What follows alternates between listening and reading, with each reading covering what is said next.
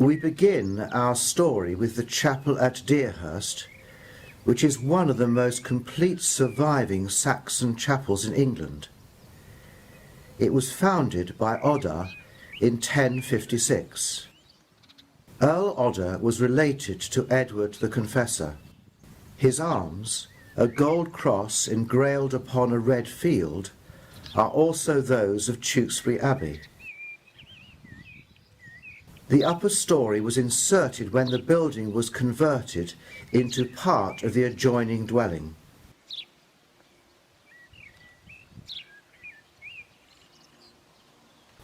Moving up the River Severn, we come to the ancient site of the monastery of Tewkesbury. In 1087, the king, William Rufus, gave lands at Tewkesbury to a great favourite of his, Robert Fitzamon. Robert and his wife Sibylla brought the monks from Cranbourne in Dorset, and the building of the church we see today began in 1102. After Robert died in 1107, Sibylla carried on this work.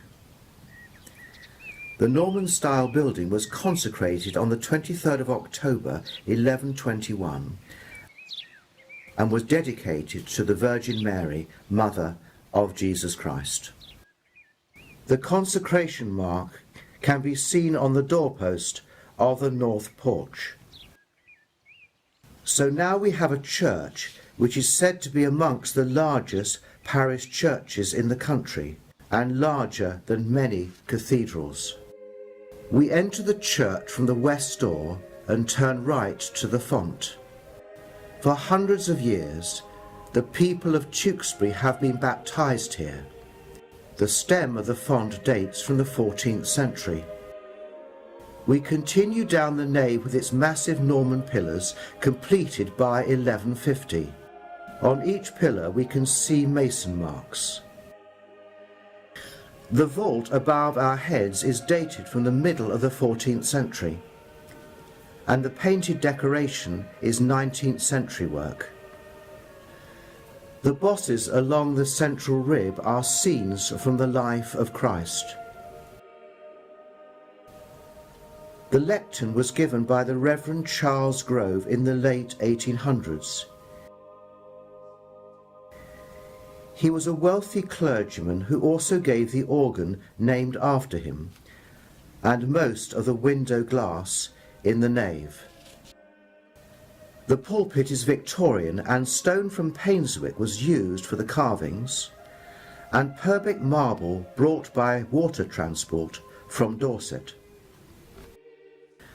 We are now standing before the screen which divides the nave from the choir. Above our heads is the tower vault, beneath the central tower. Originally there was no stone vault, and the tower was an open lantern.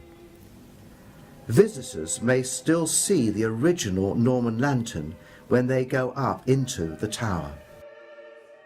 The vault itself is decorated with golden suns, a symbol of the House of York, and it is reminiscent of others in the Abbey which commemorate the Battle of Tewkesbury, fought in 1471. The young Prince of Wales was leader of the Lancastrian forces, and he is buried within the Abbey. A simple brass plaque on the floor beneath the tower now commemorates this. The east window is one of the glories of the Abbey, constructed in the first half of the 14th century, a gift from Eleanor de Clare. In the central light, we see Christ in majesty, with the Virgin Mary on the left and St. Michael the Archangel to the right. A unique panel is that of a kneeling naked figure of a woman, said to be Eleanor de Clare herself. The Milton organ towers above the choir stalls. It is said Oliver Cromwell's Latin secretary, John Milton, played upon it, hence the name. It was purchased by Tewkesbury Abbey in 1736. From the presbytery steps you can see many monuments around the high altar. To the left is the Beauchamp or Warwick chantry, the latest and most splendid, built in 1430 by Isabella, Countess of Warwick. The founder's chantry is here, with the tomb of Robert Fitzhamon, second cousin of William the Conqueror.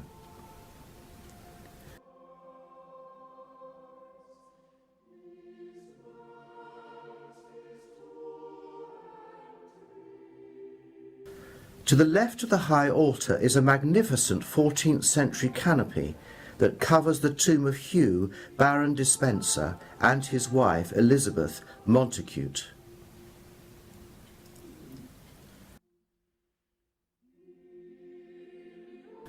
To the right of the altar is the tomb and chantry of Edward, Baron de Despencer, Knight of the Garter, who held high command under the Black Prince.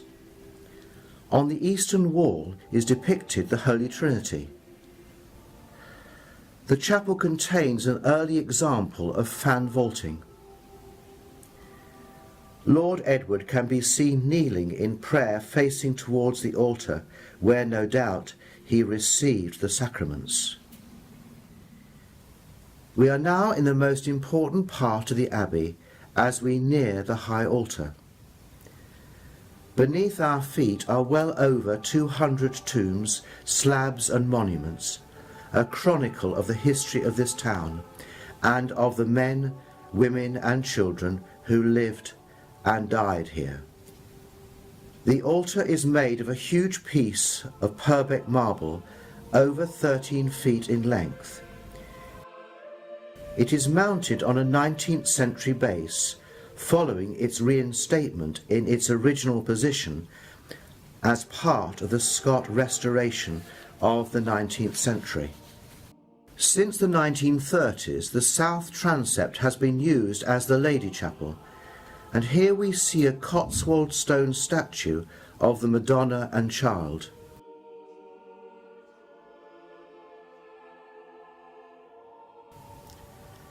And here visitors light candles and leave requests for prayers.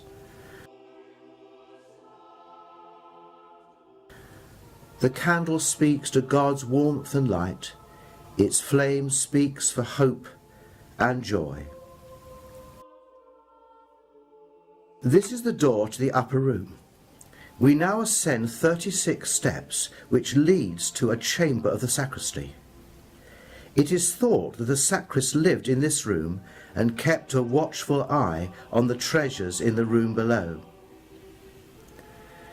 The upper room was restored as a chapel in the 1990s with help from the residents of Tewkesbury, Massachusetts. It may remind us of the upper room in which Jesus gave the Last Supper to his disciples. The back of the door is faced with old horse armour gathered up by the monks after the Battle of Tewkesbury. In places you can see where an arrow has pierced it. This is a robing room and houses the sacred vessels and holy linen. It also contains the vestments which the ministers wear: albs, chasubles, stoles and copes. The window here, with its seemingly random pattern of medieval fragments, perhaps reminds us that life can sometimes feel jumbled and confusing. Around the south side of the ambulatory are buried abbots of the 12th and 13th centuries. Just opposite the entrance to the chancel is the canopied tomb of Alan, abbot from 1186 to 1202. In the spacious ambulatory are 6 chapels radiating from the high altar. The east end of Tewkesbury Abbey has sometimes been likened to that of Westminster Abbey, although on a much smaller scale. These figures were created after the 2007 floods, which destroyed the old ones, and they are an important feature of the Abbey over the Christmas season, which extends into Epiphany.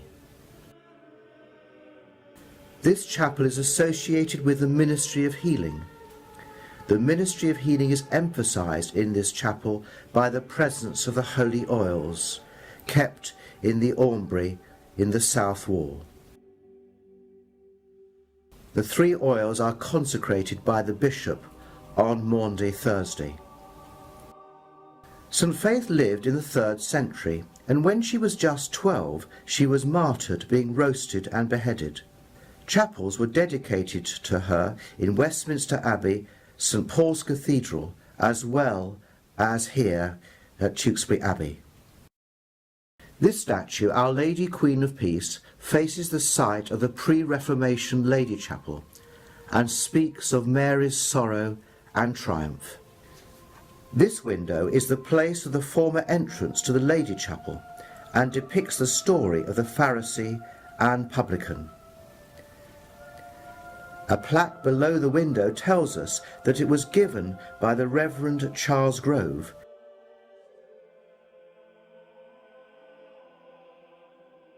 This is the only part of the church which was demolished. Until 1540, the Lady Chapel extended 70 feet eastward.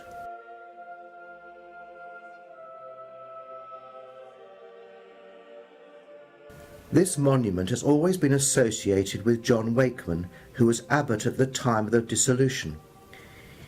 He was rewarded for his cooperation by being made the first bishop of the newly formed diocese of Gloucester.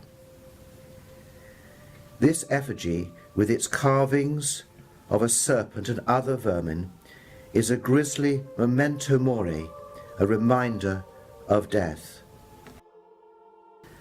St. Dunstan was educated at Glastonbury and later became a Benedictine monk there. He was Bishop of Worcester, in which diocese Tewkesbury was situated until the 16th century Reformation, then Bishop of London, and from 960 Archbishop of Canterbury.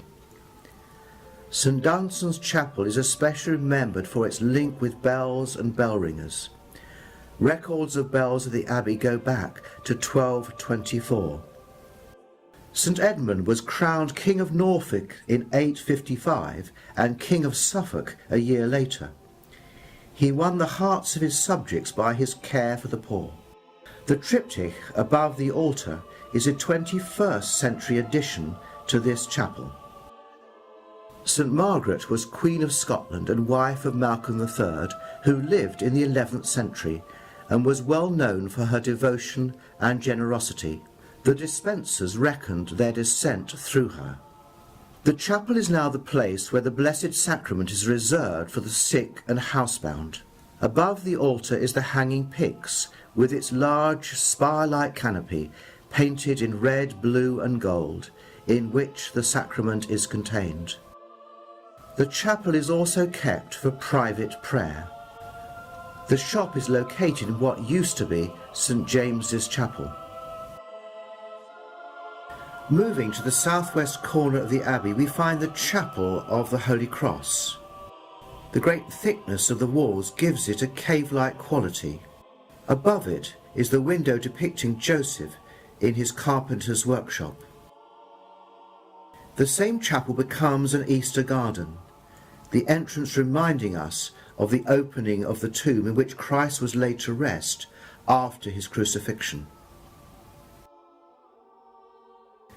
The Reformation took its toll on the buildings that were once here. They included a monk's parlour, 2 dormitories, refectory, the chapter house and the abbot's kitchen.